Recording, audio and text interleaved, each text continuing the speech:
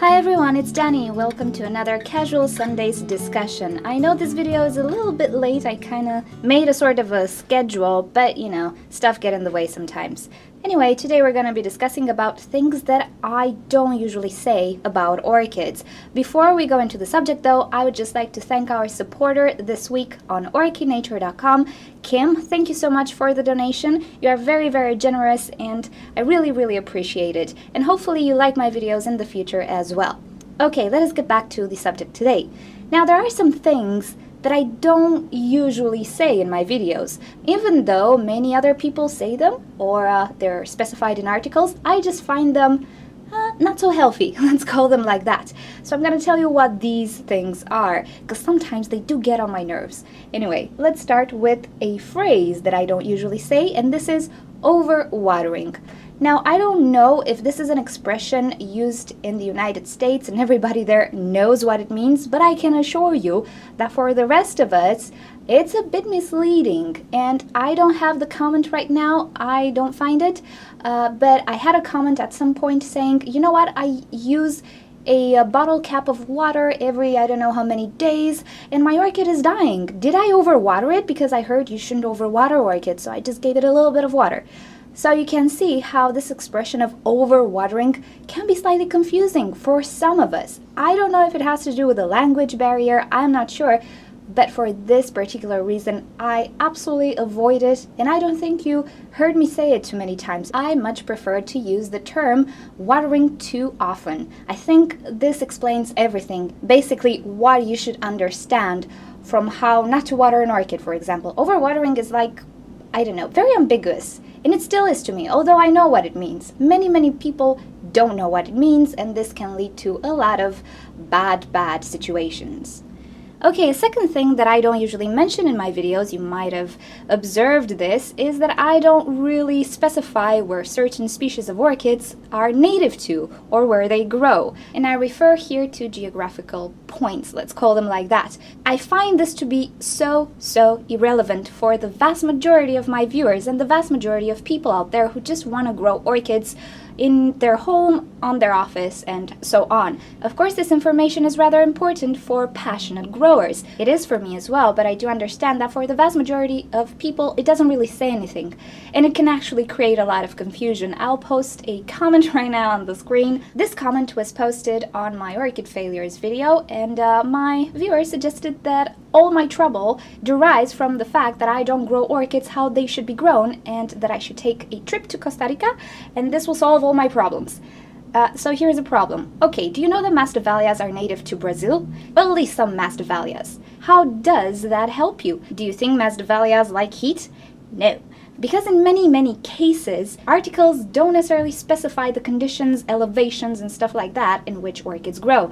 So okay, it's native to Brazil, but it can be at a high elevation, and there's a huge difference in temperature, humidity, and conditions from, let's say, 500 meters to 2,000 meters. So if I were to say something like that, I would have to go through the complete information about its native habitat, and sometimes this lengthens videos, and sometimes many people are not interested in that. If I only say this orchid comes from Brazil, you're gonna get the wrong impression about that orchid, so I'd rather not say it. However, I know that some of us like to know everything there is about that particular orchid, and this is why in my ID sheets I do specify as much information as I can about where this particular orchid comes from and how it grows. But if I were to talk about this in a video, you know, it's really not important for the vast majority of my people, and I could only lead to a lot of confusion, so I'd rather not do that.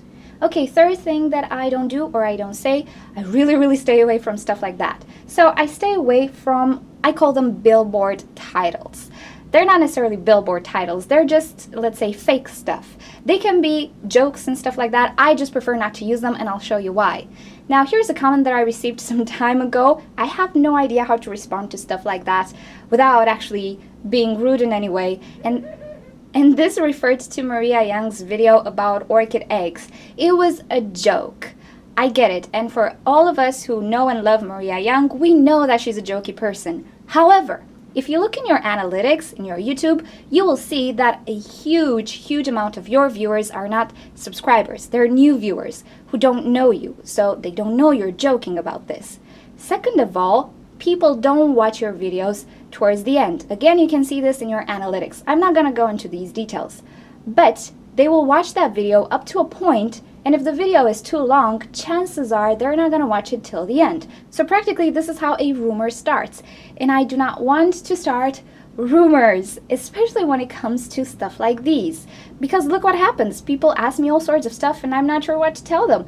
Now, this was a very, very obvious joke, but sometimes it can be as false as orchids actually like soil, or epiphyte orchids actually like soil and stuff like that, or orchids grown in soil. Anyway, it can lead to a lot of confusion. I personally stay away from stuff like that. If I do something as a joke, like a Halloween special and stuff, I do mention that in the title. And anyway, the video is made in such a nature that you know that I'm not really serious in that video.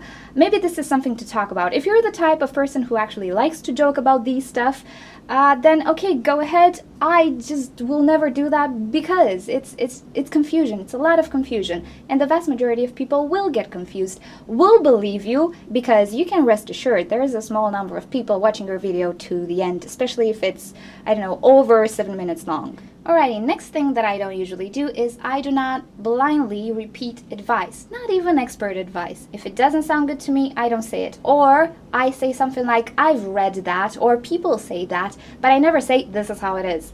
Now I'll give you an example. Now, one of my viewers suggested that I use packing peanuts when it comes to pure sphagnum moss and catasetum orchids. Now, this is a video that I will probably do the next Casual Sundays because it's a whole lot of discussion. I have a hate-hate relationship with those packing peanuts, but anyway, that's a different discussion. And this advice came from Fred Clark. Now, if you're an orchid enthusiast, you're fangirling Fred Clark and probably Jason Fisher and Jerry Fisher, and I'm the same. I do fangirl a lot about those people. However, it does not mean that I follow advice blindly. And I told my viewer the logical explanation why I don't agree with that statement. I will give you a brief snippet because it's a long discussion. A while ago I demonstrated how absorbent sphagnum moss can be, and you can find the link somewhere on the screen right now if you click on it if you didn't see that video.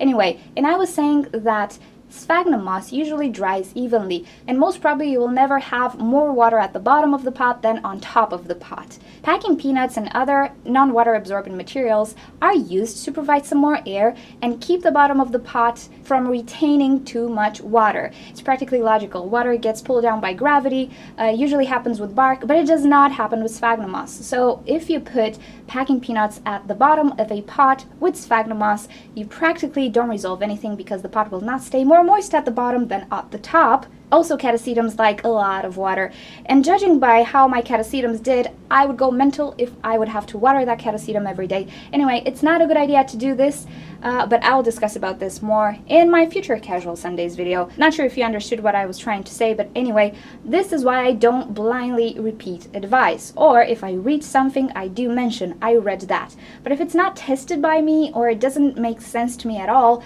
I will not say it to you, because usually when I say something, I give you reasons behind it so you can actually understand what's going on and not just follow an advice that a random person like myself told you on the internet. So yeah, that's something that I will never do.